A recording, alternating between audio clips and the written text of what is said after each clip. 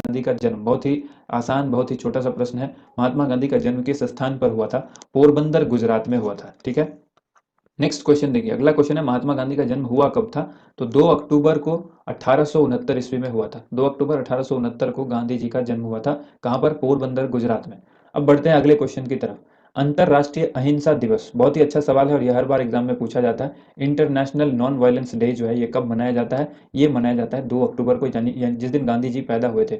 जो गांधी जी की date of birth है, तो वो वाली दिन जो है 2 अक्टूबर मनाई जाती है। किस लिए? अंतर्राष्ट्रीय अहिंसा दिवस के रूप में मनाया जाता है। इसके बाद देखिए, महात्मा गांधी ने अनटू दिस लास्ट को गुजरात में अनुवाद करने पर शीर्षक को क्या नाम दिया था? तो इसका आंसर हो जाएगा सर्वोदय। 1908 में ये इन्होंने ये नाम दिया था। किसको? Unto this last.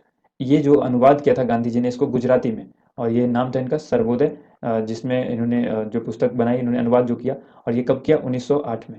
इसके बाद एक क्वेश्चन है, इनकी अक्सर सवाल पूछा जाता है, माई एक्सपेरिमेंट विथ ट्रूथ के नाम से सवाल पूछा जाता है। ये पुस्तक किसने लिखी?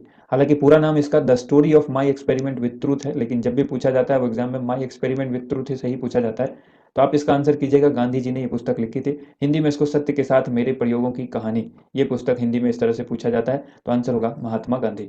नेक्स्ट क्वेश्चन यहाँ पर है, हिंद स्वराज किन की पुस्तक है? हिंद स्वराज के बारे में भी अभी रेलवे में सवाल पूछा गया है। महात्मा गांधी से संबंधित है हिंद स्वराज। इसके अलावा देखिए, यंग इंडिया और नवजीवन साप्ताहिक का प्रारंभ जो है वो किसने किया था? तो यंग इंडिया और नवजीवन, पिछले हफ्ते जो आपकी टीम्स बनाई गई थी और आपने हुक स्टेप्स दिखाए,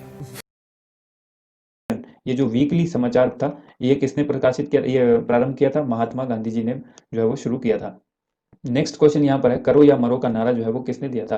करो या मरो बहुत ही आसान सवाल है। बहुत अक्सर सवाल जो है इस तरह के छोटे छोटे सवाल आपको परेशान कर सकते हैं, तो इसलिए रेगुलर आपको याद होना चाहिए, करो या मरो का नारा महात्मा गांधी ने दिया था। ठीक है, इसके बाद देखिए, नेक्स्ट क्वेश्चन यहाँ पर है, करो या मरो का नारा गांधी जी ने किस आंदोलन के दौरान दिया था? ये बहुत इंपॉर्टेंट है। करो या मरो का नारा गांधी जी ने भारत छोड़ो आंदोलन के समय पर दिया था। इसके बाद क्वेश्चन है, महात्मा गांधी ने पहली बार सत्याग्रह का प्रयोग कब किया था? महात्मा गांधी जी ने पहली बार सत्याग्रह का प्रयोग सितंबर 1906 ईस्वी में दक्षिण अफ्रीका में, यानी साउथ अफ्रीका में किया था। ठीक है, भारत में पहली बार यहाँ शुरू नहीं हुआ था। इनका पहला सत्याग्रह जो है वो कहाँ हुआ था? दक्षिण अफ्रीका में हुआ था। भारत में जो पहला सत्याग्रह था वो कब था, वो हम लोग देखेंगे। अभी हम लोग सिर्फ दक्षिण अफ्रीका के बारे में यहाँ पर देख रहे हैं। इसके बाद अगला यहाँ पर क्वेश्चन देखेंगे, दक्षिण अफ्रीका में गांधी जी के द्वारा शुरू किए गए साप्ताहिक का नाम क्या था? जो वहां पर गांधी जी ने वीकली जो शुरू किया था, उसका नाम पूछा गया है कि वो साप्ताहिक था इंडियन ओपिनियन, और यह 1904 ईस्वी में इन्होंने शुरू किया था। इसके बाद है, महात्मा गांधी दक्षिण अफ्रीका में कितने वर्षों तक रहे थे? तो महात्मा गांधी दक्षिण अफ्रीका के अंदर 21 वर्षों तक रहे थे। बहुत ही इंपॉर्टेंट है, ये आपको याद रखना है। नेक्स्ट क्वेश्चन यहाँ पर है, महात्मा गांधी दक्षिण अफ्रीका से भारत कब लौटे थे? तो महात्मा गांधी जी दक्षिण अफ्रीका से भारत लौटे थे 9 जनवरी 1915 को।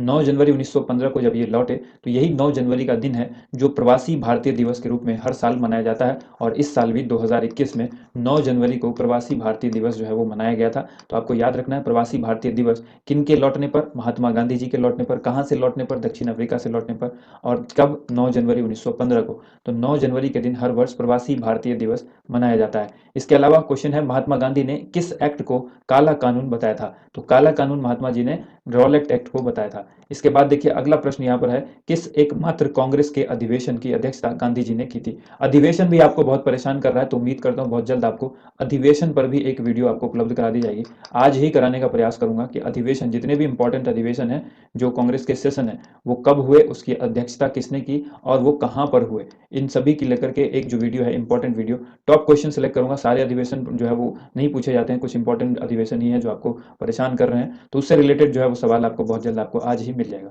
तो किस एकमात्र कांग्रेस अधिवेशन की अध्यक्षता गांधी जी ने की थी? इसका आंसर हो जाएगा 1924 में किया था। बेलगांव अधिवेशन था ये, और ये कांग्रेस का 43वां अधिवेशन था। कौन सा था? 43वां। आपको क्रम भी याद रखना है, 1924 में हुआ था, बेलगांव में हुआ था, जिसकी अध्यक्षता महात्मा गांधी जी ने की थी। महात्मा गांधी और उनके स्वयं सेवकों ने दांडी मार्च कब शुरू किया था? तो दांडी मार्च 24 मार्च 1930 को महात्मा गांधी और उनके स्वयंसेवकों ने किया था। महात्मा गांधी ने साबरमती आश्रम से दांडी तक की यात्रा को कितने दिनों में तय किया? बहुत ही अच्छा सवाल है। 24 दिन में उन्होंने तय किया था। कहाँ से कहाँ तक? साबरमती आश्रम से लेकर दांडी तक की यात्रा 24 दिनों में पूरी की थी। साबरमती आश्रम पूछा जा रहा है कि कहाँ पर है, तो ये अहमदाबाद में है। इसके अलावा दांडी मार्च को किस आंदोलन के नाम से जाना जाता है? तो दांडी मार्च को हम लोग नमक सत्याग्रह यानी साल्ट सत्याग्रह के नाम से भी जानते हैं, तो इसको भी याद रखिएगा।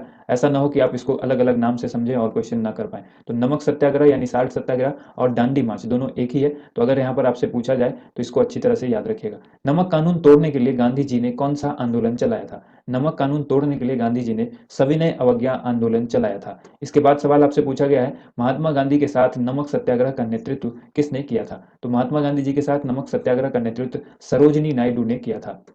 नेक्स्ट क्वेश्चन यहाँ पर है, दांडी मार्च के साथ कौन सा आंदोलन शुरू हुआ था? तो दांडी मार्च के साथ सविनय अवज्ञा आंदोलन शुरू हुआ था। अब ओहो, भूल ही गया यार। दांडी मार्च की तिथि जो हमने आपको बताई, वही तिथि आपको इसके लिए भी याद रखनी है। सविनय अवज्ञा आंदोलन कब शुरू हुआ था? तो देखिए 1930 हमने बताया था दांडी मार्च के लिए, तो इसको भी आपको 1930 याद रखना होगा। इसके बाद है गांधी इरविन समझौता, जो कि बहुत अच्छा सवाल है, आरआरबी एनटीपीसी के एग्जाम में 2020-21 में पूछा गया है। तो गांधी इरविन समझौता कब हस्ताक्षरित हुआ यानी कब हुआ था? उनके बीच साइन हुआ था, गांधी और लॉर्ड इरविन के बीच 1931 में हुआ था। इसके अलावा आपको याद रखना है, महात्मा गांधी ने कांग्रेस की सदस्यता कब छोड़ी थी? कांग्रेस की सदस्यता महात्मा गांधी ने 1934 में छोड़ी थी, और इसके बाद गांधी जी फिर से राजनीति में वापस आए। ठीक है, तो महात्मा गांधी फिर सक्रिय राजनीति में कब वापस लौटे? तो ये लौटे थे 1936 में, यानी ठीक 2 साल के बाद। इस्तीफा देने के बाद 2 साल के बाद जो है वो फिर से वापस आ गए राजनीति में, तो इसको भी याद रखना है। इसके बाद कौन सा आंदोलन भारत में महात्मा गांधी का पहला आंदोलन था? भारत में महात्मा गांधी जी का पहला आंदोलन चंपारण सत्याग्रह था, और ये बिहार में है, चंपारण जिला, आपको ये याद रखना है। इसके बाद यहाँ पर अब वो चंपारण जिला जो है 2 भागों में बटा हुआ है, एक पूर्वी चंपारण और एक पश्चिमी चंपारण। महात्मा गांधी का पहला अनशन यानी भारत में गांधी जी का जो दूसरा सत्याग्रह था, उसी को पहला अनशन भी कहा जाता है। तो ये कहाँ पर हुआ था? ये हुआ था अहमदाबाद में। ठीक है, दूसरा सत्याग्रह कहाँ हुआ? अहमदाबाद में। पहला हुआ चंपारण में, दूसरा हुआ अहमदाबाद में, और ये दूसरा सत्याग्रह जो है वो पहले अनशन के तौर पर भी जाना जाता है। इसके बाद है भारत में गांधी जी का तीसरा सत्याग्रह कहाँ पर हुआ? 3 सत्याग्रह भारत में गांधी जी के आपको याद रखने हैं, कब कहाँ कहाँ हुआ। उसके बाद जो हुआ ये तीसरा, ये खेड़ा सत्याग्रह हुआ। पहला हुआ चंपारण, ठीक है, दूसरा हुआ कहाँ हुआ? दूसरा हुआ अहमदाबाद, और तीसरा हुआ खेड़ा। तो CAK आपको याद रखना है, ठीक है, CAK।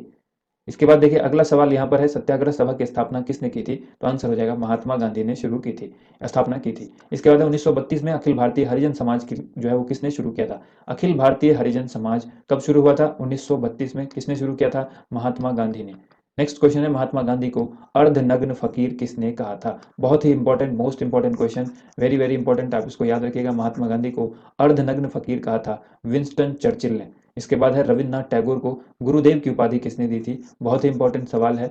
रविन्द्रनाथ टैगोर को गुरुदेव की उपाधि महात्मा गांधी ने दी थी, और महात्मा गांधी को महात्मा की उपाधि किसने दी थी? तो ठीक इसका उल्टा याद रखिएगा, रविन्द्रनाथ टैगोर। उस वक्त ये चलता था कि एक व्यक्ति दूसरे को जो है उपाधि देते थे, और वो फिर उसको भी उपाधि देते थे, दूसरी उपाधि, ताकि लगता था कि हमने जो उसकी उपाधि दी उसने हमको दी, हम उसको दे देते हैं। तो इस तरह का काम चलता था उस वक्त।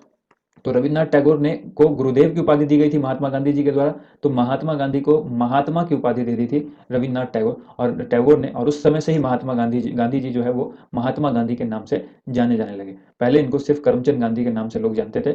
नेक्स्ट क्वेश्चन यहाँ पर देखिए, सुभाष चंद्र बोस यहाँ पर होना चाहिए। सुभाष चंद्र बोस को देशभक्त किसने कहा?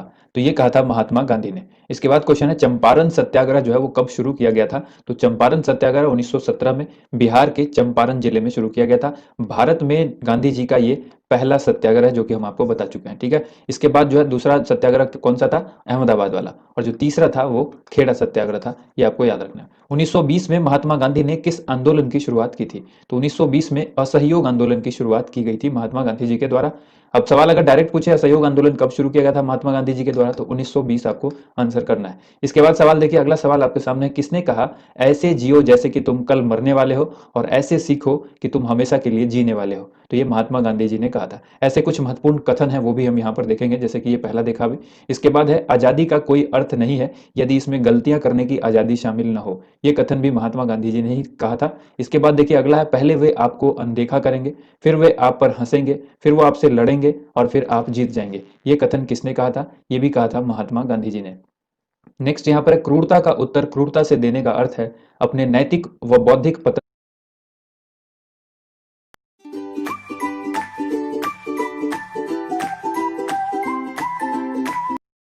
पतन को स्वीकार करना। यह कथन किसका है? महात्मा गांधी जी का।